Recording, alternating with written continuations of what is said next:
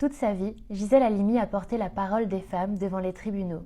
Elle a notamment été au cœur de 3 avancées majeures pour les droits des femmes. Je dis ça parce que je dis qu'il faut dire la vérité, que le vrai scandale dans l'avortement clandestin et dans l'oppression des femmes, c'est l'hypocrisie, c'est ce qu'on dissimule. La vérité, c'est que toutes les femmes avortent, y compris les femmes de députés. Sa première bataille, celle qui a permis aux femmes d'avorter sans risque et en toute légalité.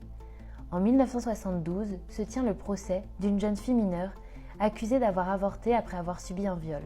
Ce procès, dont la défense est assurée par Gisèle Halimi, a un énorme retentissement et contribue à la dépénalisation de l'IVG en France. Les femmes ont été violées, qu'il y ait des guerres ou qu'il n'y en ait pas, on en a fait une main-d'œuvre. Il y a donc une culture qui fait que la femme, entre la femme et l'homme, il y a un rapport de force. En 1978, elle défend 2 femmes dans une affaire de viol collectif et son action fait évoluer le droit français.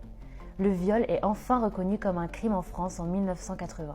On demande simplement non pas que la loi nous élise, comprenez-moi bien, mais que la loi permette que les femmes soient présentées en nombre égal. Pour faire avancer plus rapidement la cause des femmes, elle décide d'entrer en politique et s'attaque à un combat de fond, la parité. Grâce à elle, la loi sur la parité est votée en 2000. Cette loi contraint les partis politiques à présenter un nombre égal d'hommes et de femmes pour les élections régionales, municipales, sénatoriales et européennes.